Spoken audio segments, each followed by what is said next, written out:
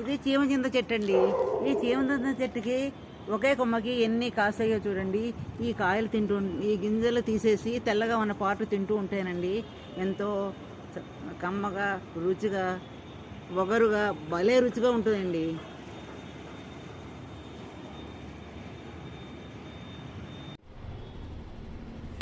ఇదిగోనండి చీమచింతకాయలు కోసేసుకున్నానండి. చెట్లు చూపించాను కదండి. ఇదిగో అండి, ఇది గింజ అండి. ఈ పార్ట్ ఇలా ఇది తింటారండి.